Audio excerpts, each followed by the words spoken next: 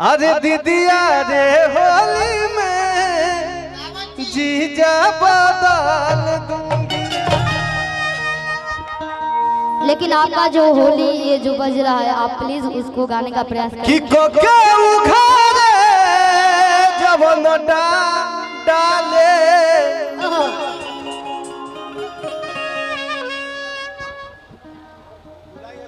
उभतारे हवे।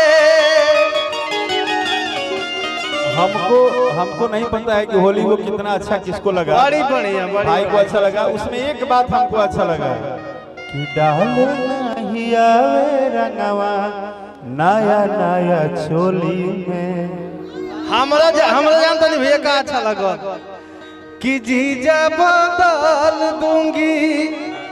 अरे दीदी अरे होली में होली का गजब कंपोजिशन बा। गाना में एक ही सुर गाना के महान बना देला है ना। वो सुर बना कि जीजा बदल दूंगी। मैं आया तो शिल्पी के कान में बोला मैं अपने जीवन में अगर सबसे ज्यादा किसी को सुनता हूँ अपने बाप तो शिल्पी को सुनता हूँ। इसका एक गाना मैंने सुना वो कंपोजिशन आपने किया है वो जो मैं बताया। हाँ वो फौजी वाला। मैं ऐसा गानों का दीवाना भैया। क्या गाई है बंदी मतलब खा गई है पूरे भोजपुरी इंडस्ट्री को खा गई गाने में। अरे भैया अनूप भैया अच्छा सब लोग डांस करेगा अभी है। हाय हाय हाय हम सारा ही और हम कुछ नहीं किए। उसके बाद एक और काम कर दिया होलिये में कि हमर सैया जी हुए हैं थानेदार खाली होली में भतार डाली है। कितना बढ़िया बात है बताइए। पूरा होली भुलाई रहे साया साड़ी में। बार बार हीरोइन चाय वाली बार ओह कि होलिये में चलिए राजा जी खोली ये है। हीरोइन लोग का फरमाइश है कि राकेश भैया और चौहान जी गा रहे तो हम लोग डांस करेंगे सामने से। तो हई भर ना जाई भर ना जाई ना नीचे। अच्छा नीचे करी लो। हाँ, लेडीज अच्छा चाय वाली। हाँ चाय अभी तो ये चाय के नाम से मशहूर है। इसका इतना अच्छा वीडियो आता है चाय के। मैंने आपको बहुत बहुत बधाई। आपका चाय का रेस्टोरेंट पे हम लोग भी आए चाय पिए बिस्कुट भी खाए साथ साथ हाँ खाना भी मिलेगा। तो इनका बनारस में ही रेस्टोरेंट है और चाय वाली नाम से मशहूर है। शिल्पी भी जाएगी और रोशन भी जाएगा चाय पीने। वो चाय पीने में शौकीन है। रोशन बहुत नई नई लड़कियों के हाथ से चाय पीता है। रोशन भैया पिछले साल हमारा गाना बनाए थे चाय पिए गई रहा कि एगो मोर बाभातार की मोबिल डालता। रोशन भैया कमाल के हमारे बड़ी भैया हैं। रोशन बाबू को ढेर सारी शुभकामनाएं। वाह दिस होली क्या चल रहा है ये। अनूप भैया वाह क्या बात है। नाचे खती कि होलिया में डांटी तो कोई से डांटी। अरे वो हमारे होवे तो क्या उखाड़े जबन डाले ए बजरस भैया तो भतारे हवे कि कोके उखाड़े जबन डाले उ भतारे हवे।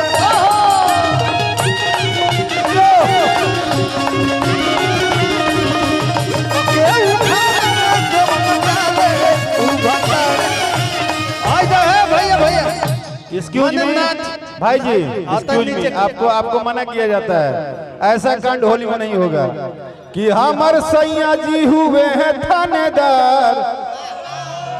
कोई भी गलत काम नहीं होगा होली में। क्या फौजी बने हो यार उस गाने में कि हमारे सैया जी हुए हैं थानेदार तो खाली होली में भतार डाली है।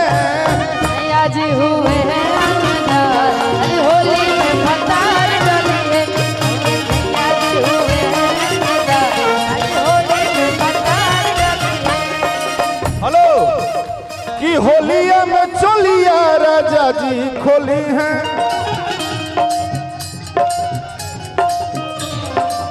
हमारा से हैप्पी होली उहे बोली है।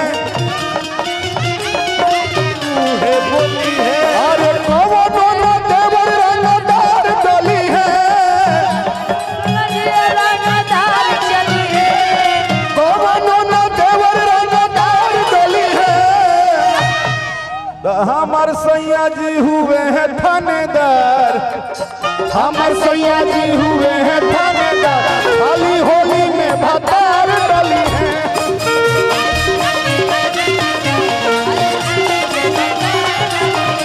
हमार सैया जी हुए हैं थानेदार, खाली होली।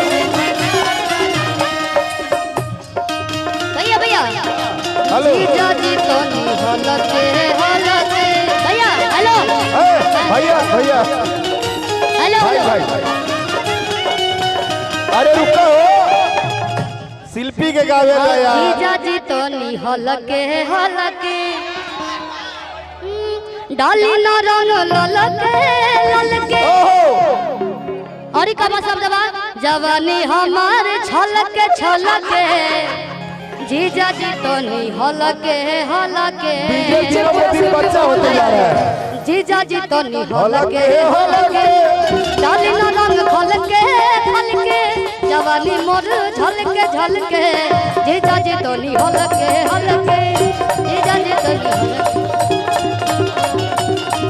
और अरे में हर मरी चाय लागे भैया। ओ जीजा जी तो नहीं हलके कि आपन में हर मरी चाय लागे, क्या बात है कि दूसरा के में हर मिठाई लागे, कि आपन में हर मरी चाय लागे दूसरा के में हर मिठाई लागे, में हर मिठाई लागे दूसरा के में हर मिठाई लगे।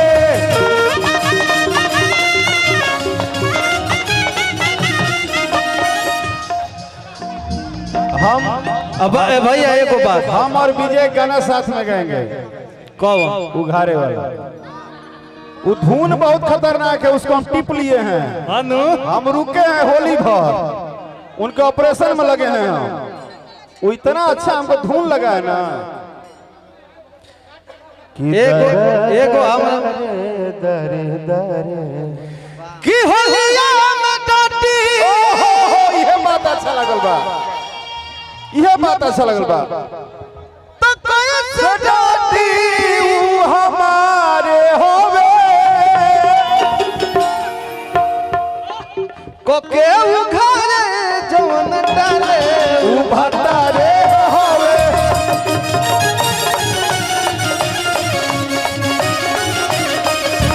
को के उघारे जवन डाले ऊ भतारे होवे। भैया एगो औरी कि सब पाकिस्तानिया खातिर भाई, ए बजेश भैया कि सब पाकिस्तानियन खातिर भैया बा कि मोर भतारे हवे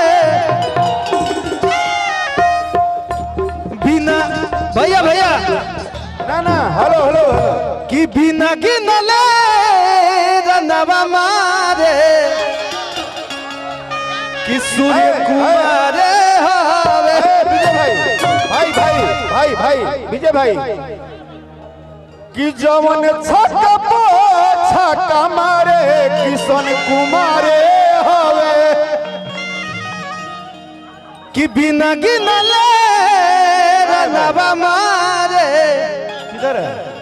एक क्रेडिट जाता गीतकार अभिनव प्रताप सिंह के कि बिना गिनले रनवा मारे नहीं अब कि देश हमारे हवे।